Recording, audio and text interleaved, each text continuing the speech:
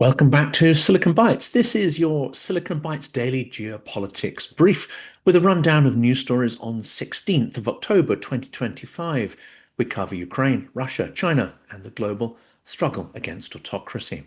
Tonight's rundown on the authoritarian front. Russia pounds Ukraine's energy grid again. Kyiv's drones torch refineries and substations deep inside Russia. And London hammers the shadow fleet with a new, harsh package of sanctions. Washington and Brussels tighten the screws. India and Japan feel the US pressure on their Russian energy purchases.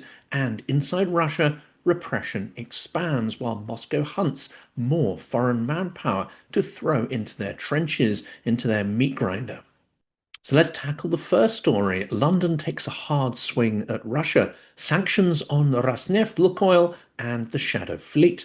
The UK has just unveiled one of its most sweeping packages yet. New sanctions listings hitting Rosneft, Lukoil, which are cornerstones of Russia's war revenues, and dozens of tankers used to skirt the price cap. Reuters reports that Britain targeted its two largest oil firms, as well as 44 tankers in the so-called Shadow Fleet. That was reported on October 15th. UK Treasury also announced targeted action against specific Indian and Chinese firms facilitating Russian flows. This is an explicit tilt towards secondary enforcement. The sanctions use three levers in concert to exert pressure on Russian war revenues. One, the denial of services, that includes insurance and finance, and two, designating ships and shell companies within the sanctions list. And thirdly, pressuring third country facilitators. Well, this new package of sanctions coming out of London does all three, and it coincides with mounting disruption inside Russia on energy assets from Ukrainian strikes. But the energy war does hit both ways. Let's turn to that energy war and Russia's latest mass strike on Ukraine's energy system. Another pre-dawn barrage tested Ukraine's grid and gas sector, forcing emergency power cuts across nearly all regions. Ukraine's energy ministry said it was a defensive necessity after repeated attacks. Officials ordered power cuts across all regions except two, as crews raced to implement repairs. That's from October 15th. The Kyiv Independent captured the scale and tempo. President Zelensky wrote that Russia launched more than 300 attack drones and 37 missiles against targets that included energy infrastructure, and that this autumn the Russians use every single day to strike at our energy infrastructure. That's according to Zelensky, re-reported in the Kyiv Independent. And a few days earlier, bad weather tactics amplified the damage of such strikes. As Reuters reported, Zelensky said that Russia waited for bad weather and that those conditions reduced the efficiency of air defenses by around 20 to 30%. That was re-reported in Reuters. This is now the fourth winter of Russia's energy war, a deliberate campaign to sap morale, drain interceptors, and force costly repairs. The strategy only works if Ukraine can't repair faster than Russia can destroy. And so far, repair crews are helping to keep the lights on, but it comes at a punishing cost. Story 3. Ukraine hits back deep inside Russia against refinery and substations causing fires. Well, here's Ukraine's answer to Russia's strikes. Take the war to Russia's energy dependency and strike their rear.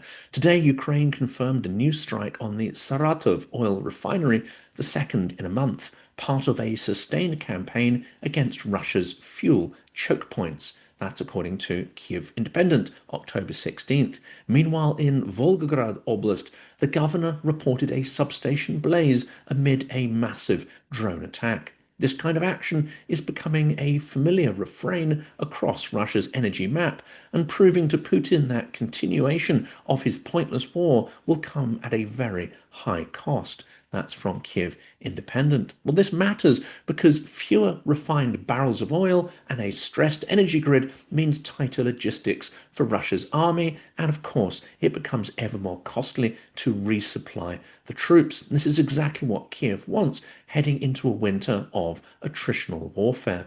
The Guardian's recent brief put it plainly after another refinery blaze. There are no safe places in Russia's deep rear. And this was further confirmed with more towns in Russia very far away from the front starting to hear the wail of air raid sirens and the boom as industrial infrastructure goes up in flames, such as Chelyabinsk in the last 24 hours. That is reported in The Guardian.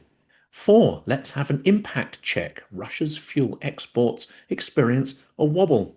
The Moscow Times, citing Bloomberg tracking, reports that Russia's fuel exports have sunk to their lowest since early 2022 as refinery outages stack up and there is a logistics logjam. That's reported in the Moscow Times.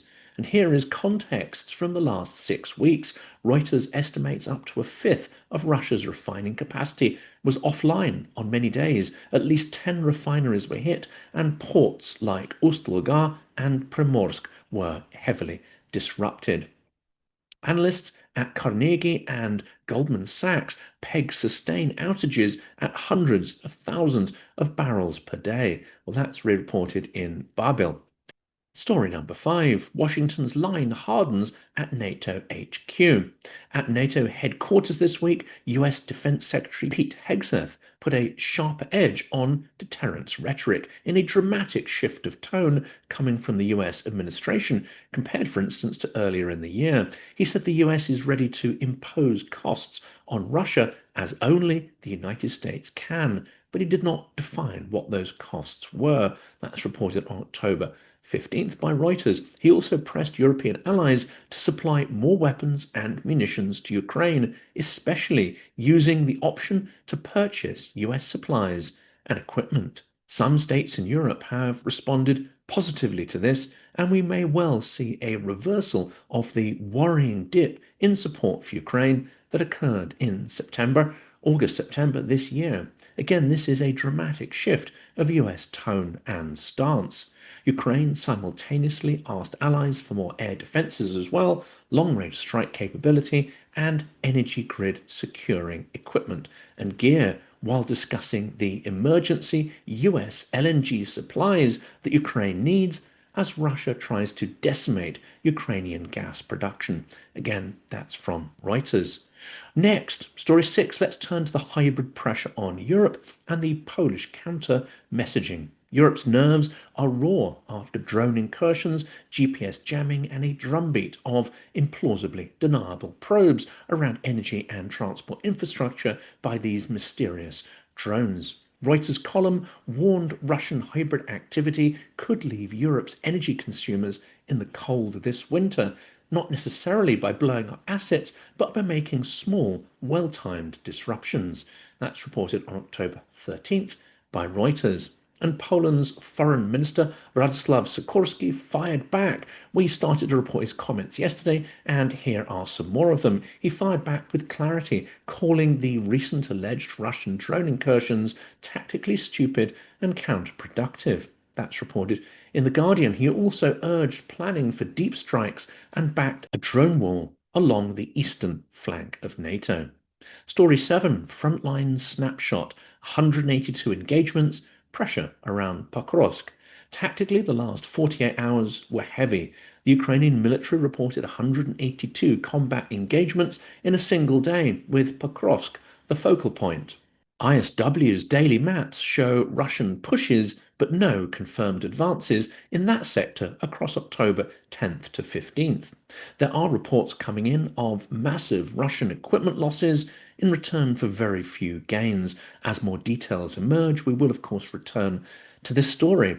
And Russia's doctrine remains grind and probe while Ukraine trades land for attritional advantage. But this winter, we should expect the battle to be shaped as much by drone hits on fuel and rail and logistics as they are by movements on any of the given trench lines on the front.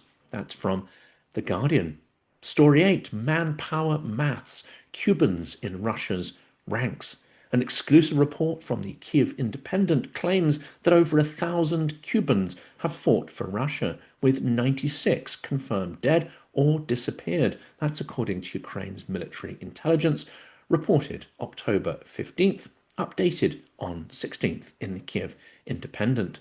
Moscow is padding numbers of troops in its ranks with foreigners, convicts, and coerced migrants. That keeps unit headcounts up, but at a dramatic cost to cohesion, effectiveness, and of course, morale. It also means there is no motivation to change Russia's wasteful tactics that deliver little gain, tactics that show an utter contempt for human life, their own as well as for Ukrainians.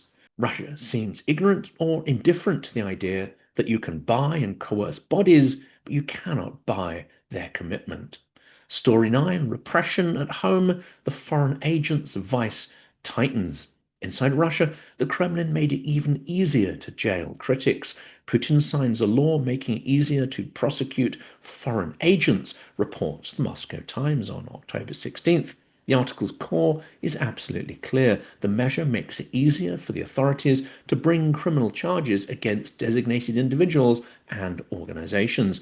This dovetails with new criminal cases against exiled figures such as Mikhail Khodorkovsky and others, a signal that even outside Russia's borders, the regime wants to raise the costs of dissent. It may also be a sign of weakness, that they start to see external opposition as a real threat, when perhaps before it was considered more of an irritation than a direct threat to regime stability. Well, that is from Reuters. And here's our last story. 10 energy diplomacy squeeze. India and Japan feel the heat. Well, let's start with India. After President Trump said that PM Modi promised to halt purchases of Russian oil, some Indian refiners are preparing to cut imports, according to Reuters sources, although companies like MRPL still emphasize that they're sticking with their cheapest crude economics. And they are making a huge fortune from the import of Russian crude and export of refined oil products. So what's their incentive to stop? Markets, however, have noticed, and oil prices ticked up as traders are gaming a possible reshuffle of buyers and barrels in the oil market, especially the illegal sanctioned oil market. Let's turn to Japan. US Treasury Secretary Scott Bessent said that Washington expects Japan to stop importing Russian energy. That is a pointed ask given Tokyo's exposure to Sakhalin-2 LNG. That's as reported in Reuters on 16th of October. The Moscow Times and Bloomberg amplified the message, and Tokyo's balancing act, its difficult balancing act, align with G7 while keeping the lights on. That's from the Moscow Times. Well, Sanctions 2.0 isn't about new slogans. It's about secondary pressure on big buyers.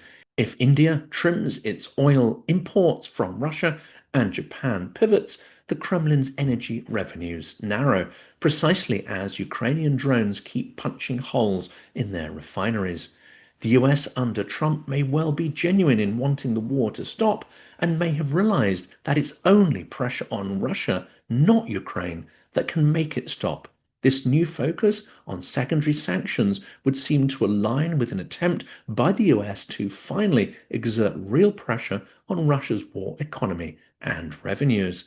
Well, that's today's roundup on 16th of October 2025, day 1341 of Putin's illegal war. Бажаємо міцного здоров'я.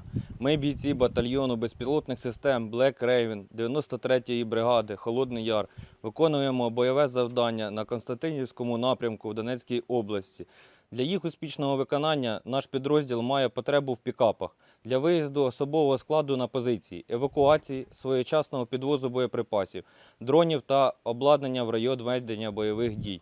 Звертаємося до YouTube-спільноти Silicon Curtain та Джонатана особисто з проханням допомогти підтримати збір, а також до Car for Ukraine та Бандера Мобіль з проханням допомогти з купівлею, підготовкою та доставкою авто на фронт. Слава Україні! Героям слава!